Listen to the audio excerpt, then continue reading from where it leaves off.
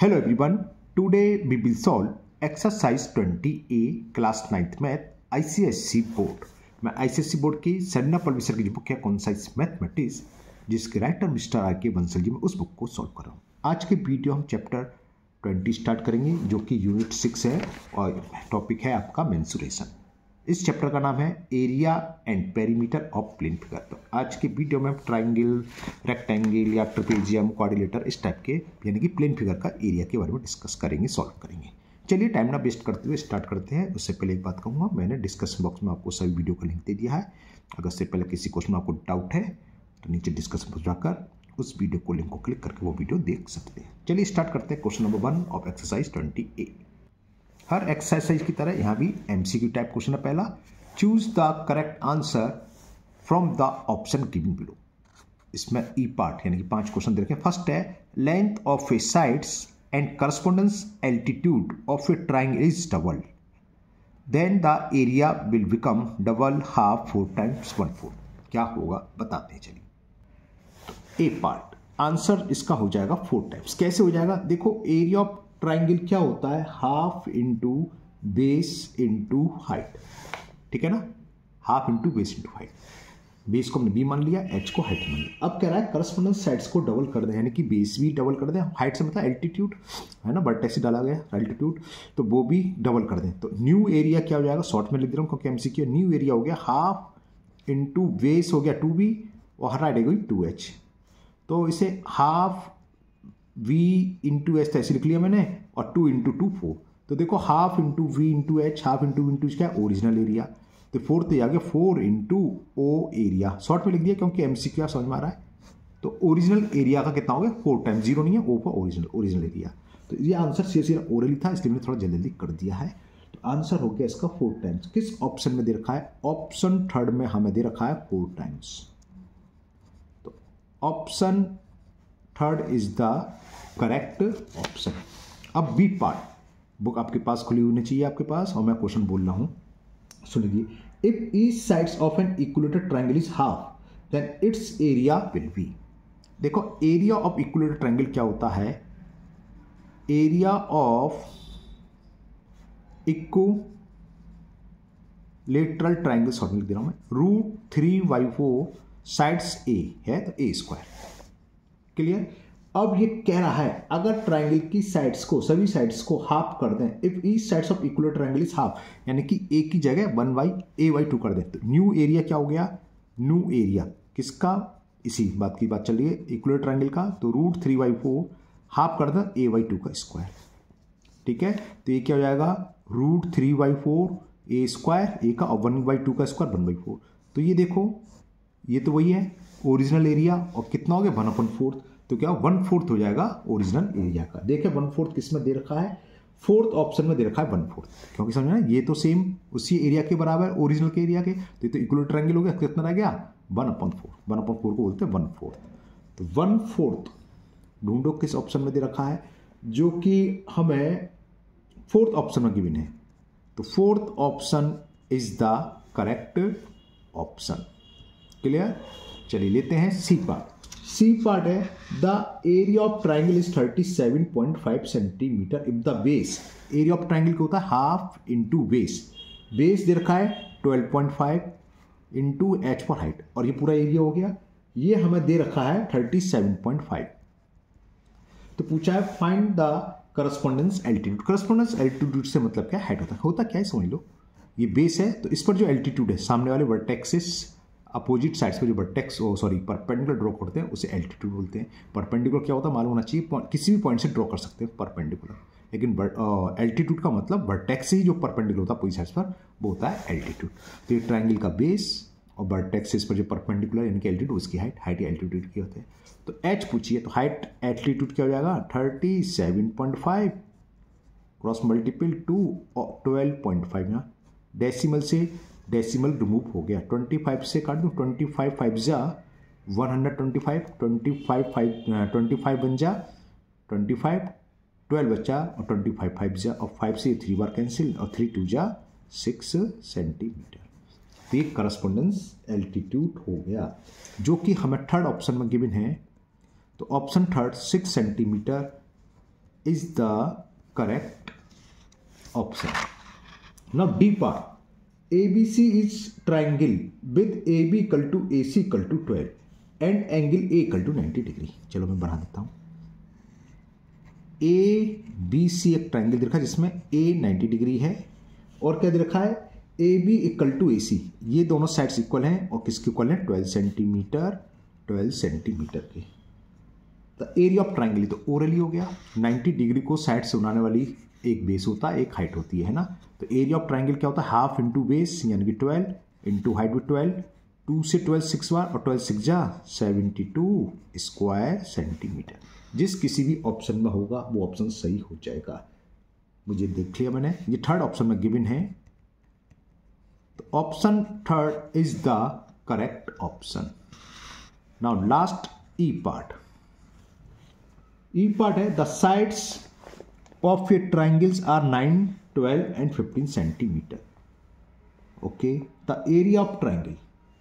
तो एक साइड से हमें ए दे रखी है 9 सेंटीमीटर, दूसरी को मैंने बी मान लिया, बी दे रखी है 12 सेंटीमीटर और तीसरी सी दे रखी है 15 सेंटीमीटर. तो हमने हीरोन्स फॉर्मूला बताया था जब तीनों साइड्स दे रखी हो तो हीरोन्स फॉर्मूला में पहले आप सेमी पेरीमीटर निकाल लो. वो होता है ए प्लस बी प्लस सी अपॉन 2 जिसको होते हैं सेमी पेरीमीटर. तो ए की वैल्यू 9, बी की 12, सी की वैल्यू 15 अपॉन 2. तो ये कितना हो गया 12, 9, 21, 36 हो गया. 36 अपॉन 2 का मतलब 18. तो एरिया क्या होता है एरिया ऑफ ट्राइंगल का फॉर्मूला हीरोन्स फॉर्मूला क्या होता है अंडर रूट एस माइनस ए की वैल्यू 9 है, एस माइनस बी की वैल्यू 12 है और एस माइनस सी की वैल्यू 15 है. इसे सॉल्व कर लेंगे जो भी आंसर आएगा वो आ जाएगा. 18 तो ये है. इस 18 को मैंने 2 इंटू 9 लिख लिया.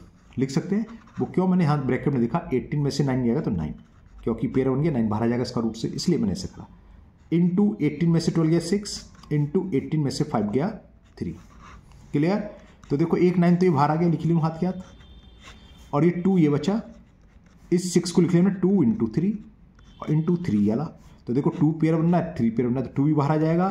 तो 9 इंटू 2 इंटू 3 3 2 जा 6 6 9 जा 54. तो ये एरिया हो गया 54 स्क्वायर सेंटीमीटर जो कि मैं फर्स्ट ऑप्शन में ही गिवन है.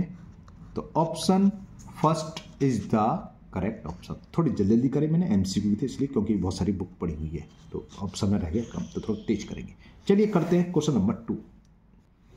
तो क्वेश्चन 2 है find the area of a triangle whose sides are 18 centimetre 24 centimetre and 30 centimetre. जैसे हमने अभी फाइंड करा था डी पार्ट में इसमें है ना हीरोन्स फॉर्मूला लगा के ऐसे याद कर लेंगे.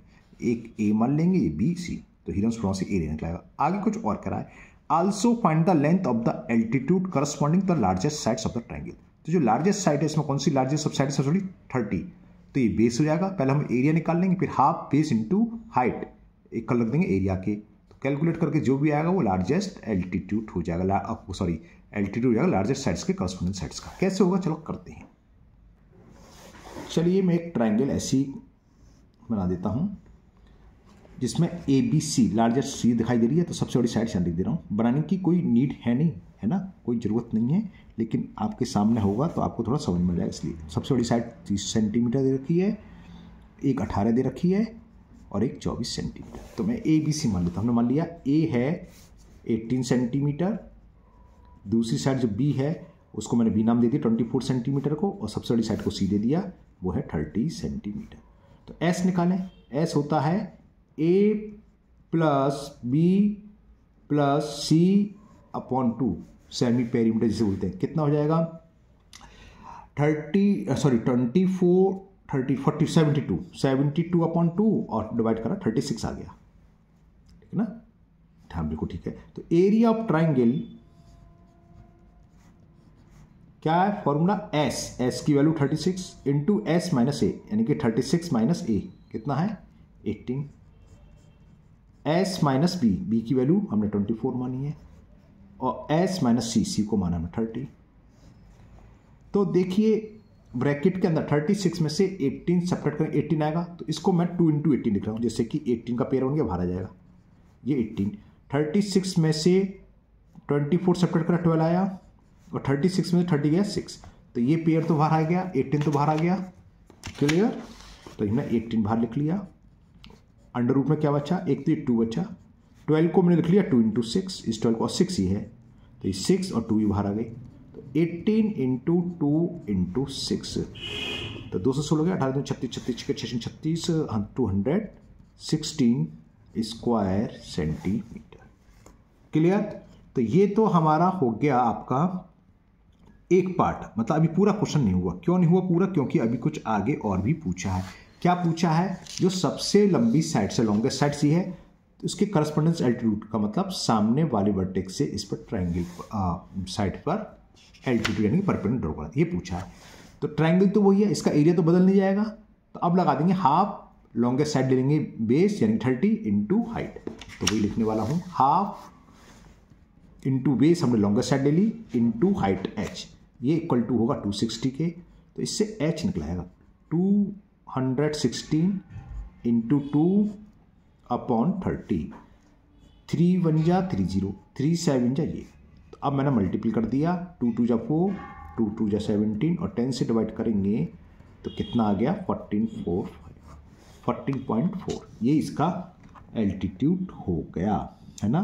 क्या पूछा था, also find the length of altitude, तो लिखना चाहो तो लैंग्वेज लिख सकते हो आप, लेंथ ऑफ एल्टीट्यूड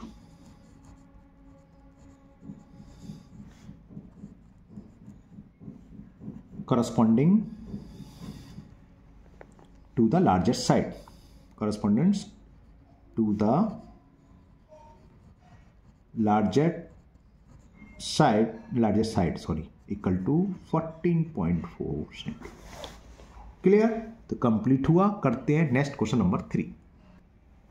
क्वेश्चन 3 है, the length of the sides of a triangle are in the ratio 3:4:5, find the area of triangle if its perimeter is 144 centimetre.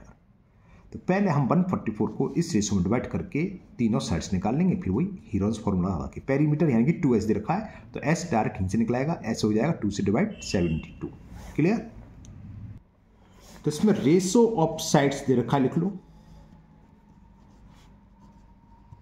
Ratio of sides is 3:4:5। जब कभी भी कोई भी हमें रेशो में दे रखा हो तो हम अपनी तरफ से वही मान लेते हैं साइड्स को, बस क्या होता है उनके साथ एक वेरिएबल लगाते हैं, वही से मतलब कांस्टेंट वही मानेंगे कि a = 3, b = 4, c = 5, लेकिन इसके साथ एक variable 3x 4x 5x centimetre, तीन साइड से मान लेंगे, है ना। क्यों मानते हैं, ये 3:4:5 रेशो का मतलब कट फिट के 3 4 5 अगर, ना कि इसका मतलब ये नहीं कि एक साइड 3 सेंटीमीटर है, दूसरी 4 है और तीसरी 5 हो सकता है एक 6 हो, दूसरी 8 10, तो ये आएगी, हो सकता है ये 30 हो 40 हो 50 हो, डिवाइड करने के बाद ये आएगी, सिंपलेस्ट फॉर्म इसकी यही आएगी, है ना। तो लेट ABC होती है, तो ए साइड पहले मान ली मैंने 3x पेरीमीटर किसमें दे रखा है, सेंटीमीटर में, तो सेंटीमीटर लिखेंगे, हाँ सेंटीमीटर है। बी मान ली मैंने 4x एंड थर्ड साइड्स को सी मान लिया 5x सेंटीमीटर, और हमें क्या दे रखा है, पेरीमीटर क्या होता है, तीनों साइड्स का सम, यानी कि a + b + c, ये हमें दे रखा है 144। a की वैल्यू पुट कर दो 3x, b की वैल्यू 4x + c और c की वैल्यू 5x, 144, 3 4 7 और 7 5 12, तो 12x = 144, 12 से डिवाइड कर दें तो x की वैल्यू निकलाई x = 12, 12 12 जा 144। तो पहली साइड a की वैल्यू क्या हो गई, 12 × 3 30 सेंटीमीटर, 3 × x 3 × 12 12 × 3 करो, v हो गया 4 × x यानी कि 4 × 12 48 सेंटीमीटर, और c की वैल्यू 5x, तो 5 × 12 60 सेंटीमीटर। हमें पेरीमीटर दे रखा है, 144 पेरीमीटर को किससे रिप्रेजेंट करते हैं, s से, हीरोन्स फॉर्मूला में, तो s = दे रखा है हमें 144, सॉरी मैं उल्टा बोल गया, पेरीमीटर तो 2s से, तो सेमी पेरीमीटर s क्या होगा 144/2 72। तो फॉर्मूला लगा दो, एरिया ऑफ ट्राइंगल, चलो एक बार मैं फॉर्मूला लिख दूं, मैंने एक बार भी फॉर्मूला लिखा, ये होता है s - a s - b और s - c, ठीक है। वैल्यू पुट करते हैं, √s, s की वैल्यू 72 है, 72 - a कितना है 36 ऊपर ही आ रहा था शायद, एस माइनस बी, तो 72 माइनस बी की वैल्यू कितना है 48, और एस माइनस सी, सी की वैल्यू क्या मानी है हमने 60। तो देखिए थोड़ा ट्रिक से चलते हैं, 72 में से 36 सब्ट्रैक्ट करेंगे 36 आएगा, तो इस मैंने 72 को 2 इंटू 36 लिख लिया, क्लियर, जिससे कि पेयर बन गया, 36 का बाहर आ जाएगा। अब इसे देखें 72 में से 48 सब्ट्रैक्ट करना, सीधे से कर लो, 12 में से 8 गया 4 और 6 में से 4 गया 24 इंटू ये कितना बचा 12, तो 36 बाहर लिख लूँ, 36 तो ये बाहर आ गया। अब क्या बचा 2, ये तो बाहर चला गया, 24 को मैंने लिख लिया 2 इंटू 12, क्योंकि आगे 12 है तो 12 का पेयर और 2 का पेयर भी बाहर आ जाएगा, तो इसमें से एक 2 बाहर आ जाएगा और एक 12 आ जाएगा।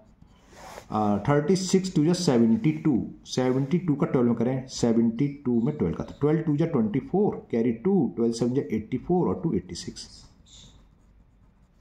तो ये एरिया ऑफ ट्राइंगल आ गया 864 स्क्वायर सेंटीमीटर। तो देखिए इजी है ना, सीधा सीधा, बस आपको हमें फॉर्मूला याद होना चाहिए कि हीरोन्स फॉर्मूला क्या होता है, या area of triangle, area of rectangle, आगे अभी जैसे बढ़ते जाएंगे इक्विलेटरल ट्राइंगल, आइसोसेलेस ट्राइंगल, फिर आगे क्वाड्रिलेटरल के भी सवाल आएंगे। तो चलो फिलहाल ये क्वेश्चन नंबर 3 कंप्लीट हो गया। चलिए लेते हैं नेक्स्ट क्वेश्चन नंबर 4। क्वेश्चन 4 है triangle ABC. ABC is a triangle in which AB equal to AC equal to 4 centimeter and angle A equal to 90 degree. Calculate the area of triangle ABC. Okay निकल आएगा। The length of perpendicular A to BC. A से BC पर जब हमने length perpendicular draw करा वो भी हमें फाइंड करना है। ओके करते हैं, कैसे होना है बताते हैं आपको। तो चलिए पहले मैं आपको फिगर बना दूं। एंगल A 90 डिग्री दे रखा है,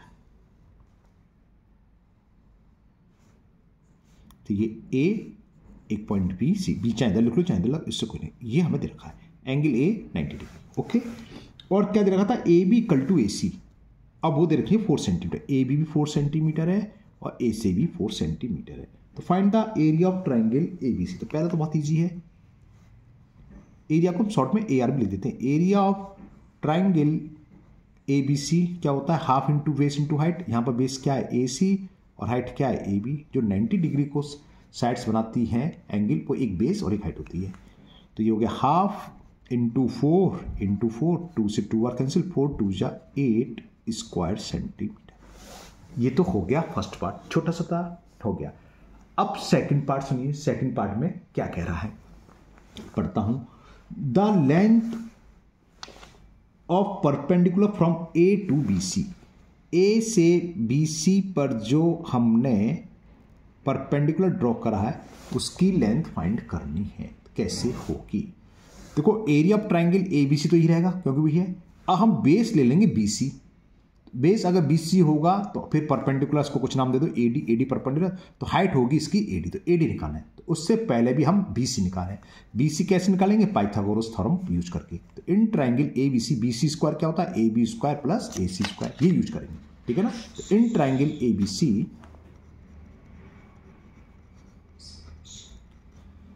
कि BC square is equal AB square plus AC square. BC की वैल्यू 4 दे रखी है, AC की 4 दे रखी है, तो 4√2 आ जाएगा सॉल्व करके। चलो 16 plus 16 equal to 32, BC square आ गया 32, तो BC क्या होगा √32। तो BC की वैल्यू हो गई BC इज इक्वल टू √32, √30 का 2 का मतलब 4 इंटू 4 इंटू 2। ये इसकी जरूरत नहीं है, आप डायरेक्ट लिख सकते हो, मैंने समझाने के लिए।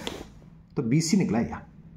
ओके, अब जरा फिगर देखो, फिगर ये थी, ये था B, ये था C, ये A, ये परपेंडिकुलर है। तो इस एरिया का ट्राइंगल क्या होगा, हाफ इंटू बेस, बेस हम BC मान ले रहे हैं, इंटू हाइट होगी AD, इक्वल टू क्या होगा एरिया ऑफ ट्राइंगल ABC। हम किसी भी साइड्स को बेस मान सकते हैं, AB को भी मान सकते हैं, तो हाइट होगी AC, हमने BC को माना, हाइट हुई AD जो परपेंडिकुलर पूछा है।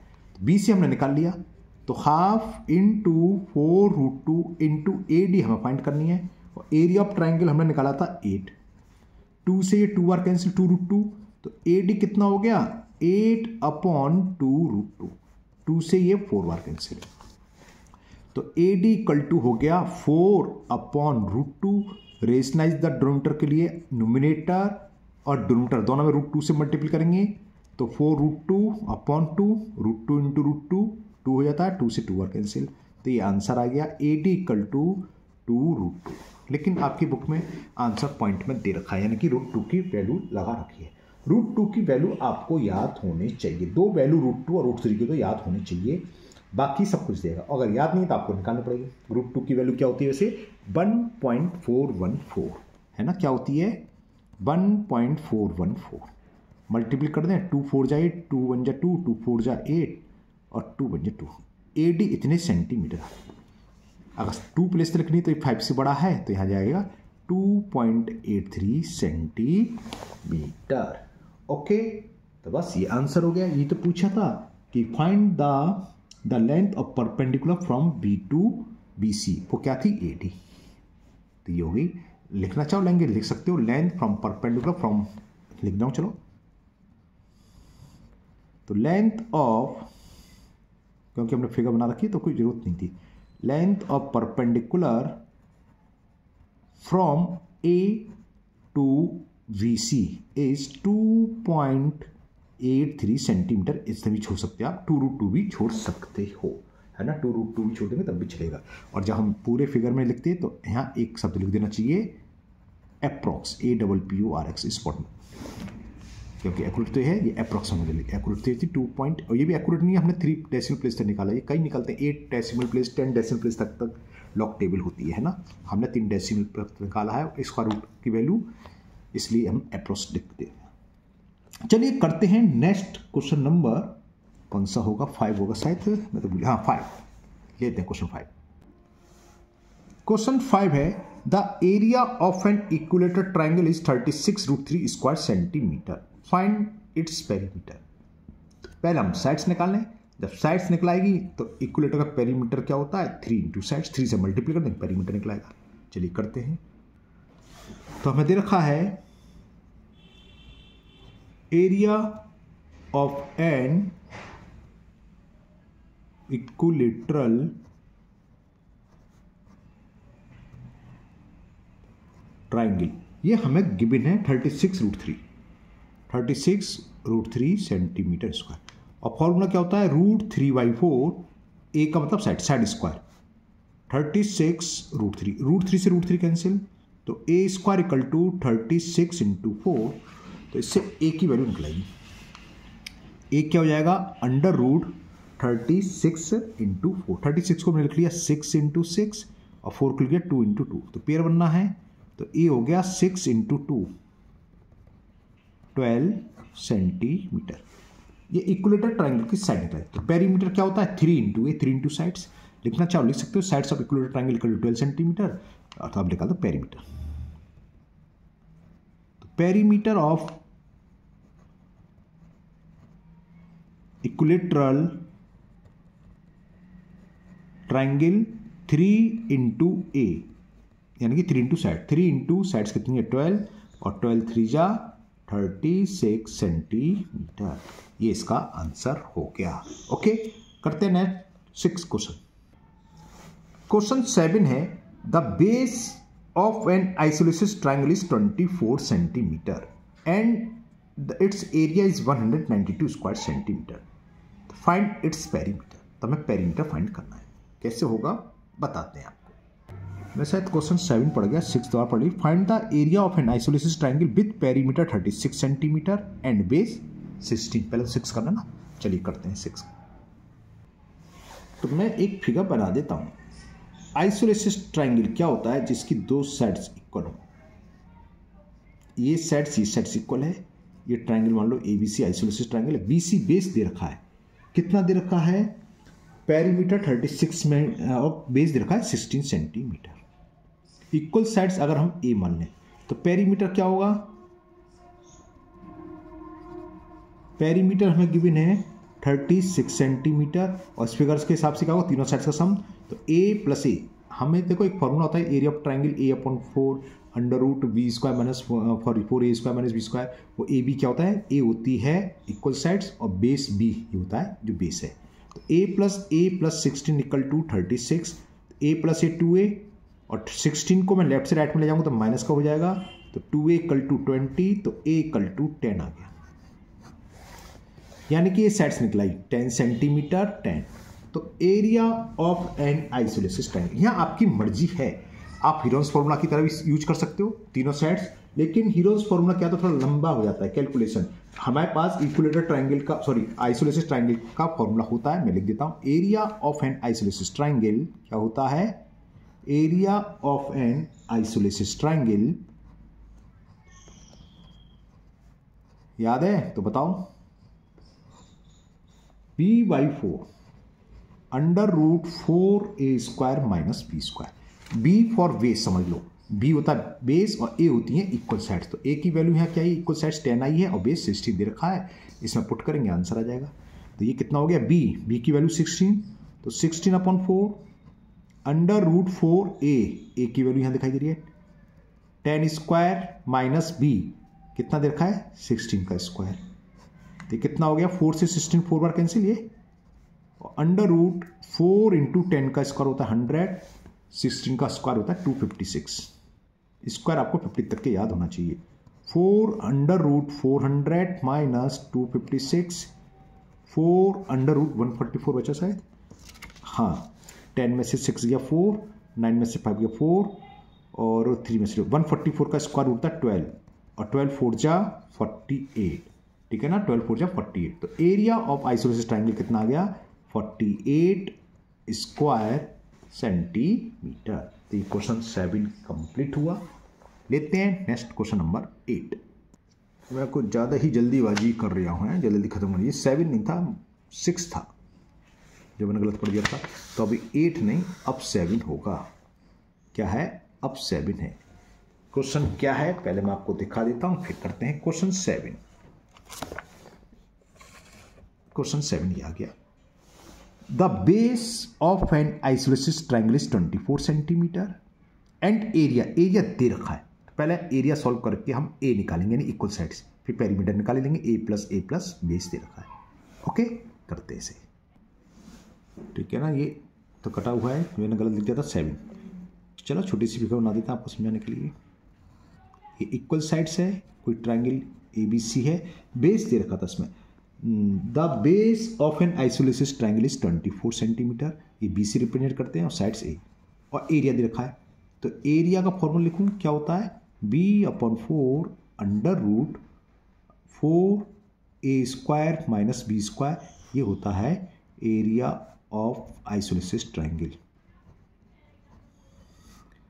शॉर्ट में लिख दे रहा हूँ, एन भी लिखा मैंने, area of an isosceles triangle. b की वैल्यू 24, तो 24/4 √4a² माइनस b 24 का स्क्वायर।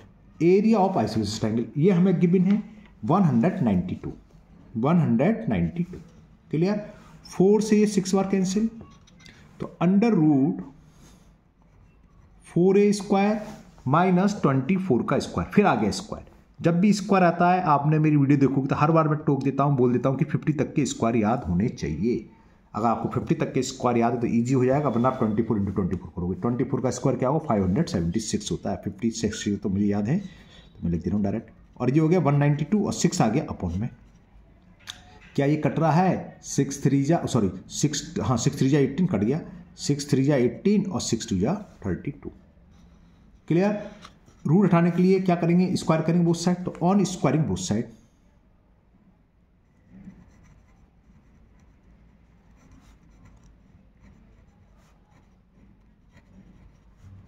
वी गेट, देखो 32 क्या था 2 की पावर 5, 2 1 जा 2, 2 2 जा 4, 2 जा 8, 2 जा 16, 2 जा 32, 5 बार आ गया। तो 2 की पावर 5 का स्क्वायर 2 की पावर 10, मैंने इसलिए 2 की पावर 10 रटी होनी चाहिए, 1024 होती है, 1024। तो डायरेक्ट लिख देंगे, तो ऑन स्क्वायर करा और 32 का स्क्वायर है याद है तो आप लिख सकते हो। तो रूट हट जाता है, तो ये हो गया 4a² माइनस 576 और इसका स्क्वायर होता है 1024। 576 इधर जाएगा तो क्या हो जाएगा, या आप 4 से डिवाइड कर सकते हो, डायरेक्ट प्लस के हो जाएंगे 576। क्लियर, तो 4a² 76 2400 तो 1600 हो गया 1, ठीक है। 4 से डिवाइड कर दें तो a² = 4 4 16, एक इसका स्क्वायर रूट जानते हो 20 का, तो a = आ गया 20। पेरीमीटर पूछा था, सामने लिखा था फिगर। पेरीमीटर क्या होता है, ए प्लस या 2a+ बी, सीधा। चलो मैं फिगर के सामने लिख देता हूँ। तो पेरीमीटर ऑफ आइसोसेलेस ट्राइंगल, कितनी गंदी राइटिंग कर देता हूँ कभी कभी मैं, क्या होगा, a+a+b। ए की वैल्यू हमने कही 20 + 20 और बेस हमें दे रखा था, तो कितना हो गया 64 सेंटीमीटर। तो ये क्वेश्चन कंप्लीट हुआ, हमने पेरीमीटर निकाल लिया और वो आ गया 64 centimetre. Now question number 8, the given figure, ये फिगर दे रखी है, a right angle triangle ABC and an equilateral triangle BCD। ABC right angle triangle है और BCD, अच्छा ये BCD इक्विलेटरल ट्राइंगल है। तो find the area of the shaded portion. तो इजी है, कैसे निकलेगा, इस पूरे ट्राइंगल में से, यानी कि राइट एंगल ट्राइंगल का एरिया ABC में से अगर इस इक्विलेटरल ट्राइंगल को सब्ट्रैक्ट कर दो, ये बचेगा, ऐसे निकालेंगे। अब बात आती है इक्विलेटरल ट्राइंगल का एरिया, तो हम जानते हैं √3/4 साइड स्क्वायर, साइज दे रखी है। राइट एंगल ट्राइंगल कैसे निकालेंगे, बेस तो 8 है, हाइट इसकी AB है, तो हम पहले पाइथागोरस थ्योरम यूज करके AB² + BC² = AC² करके AB निकाल लेंगे। जब AB निकलाएगा फिर डायरेक्ट लिख दोगे area of shaded portion, area of right angle ABC minus area of equilateral triangle BCD, बस सी सॉल्व हो जाएगा। ओके, करते हैं। फिगर की कोई नीड नहीं है, लेकिन आपको समझाने के लिए बना देता हूँ। तो ये फिगर बना रहा हूँ। ये इक्विलेटरल ट्राइंगल दे रखा है, कौन सा, ये वाला जो अनशेडेड है, जिसकी साइड्स हमें 8 सेंटीमीटर दे रखी है और AC पूरी दे रखी है 16 सेंटीमीटर। मैं यहाँ लिख दे रहा हूँ AC = 16 सेंटीमीटर। ये शेडेड पोर्शन है, इसका एरिया निकालना है, ये 90 डिग्री है। तो कैसे निकलेगा, इस पूरे ट्राइंगल में से अनशेडेड को माइनस कर दें तो क्या बचेगा, एरिया शेडेड की तो बचेगा, ऐसे निकालेंगे। तो सबसे पहले AC निकालेंगे। तो AC कैसे निकालेगी, AB² + BC² = AC², ए से हमें दे रखी है Pythagoras theorem, AB² + BC² = AC²। AB की वैल्यू हमें फाइंड करनी है, BC हमें गिवन है 8, तो यानी कि 8 का स्क्वायर, और AC दे रखी है 16, 16 का स्क्वायर। तो AB² + 64, 16 का स्क्वायर होता है 256। तो AB² = 256 - 64, तो देखें क्या निकल के आया। तो AB² की वैल्यू हो गई, 6 में से 4 गए तो 2 बचा, 15 में से 6 गए तो 9 बचा, 192। तो AB क्या हो जाएगी, तो AB हो गया √192।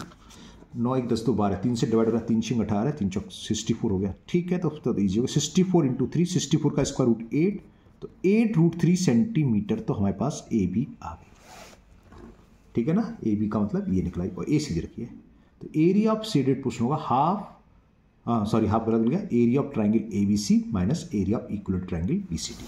ठीक है, तो वही मैं लिखने वाला हूँ। तो एरिया ऑफ शेडेड पोर्शन, चलिए अलग पेज पर करते हैं, थोड़ी जगह लिख देते। चलो, एरिया ऑफ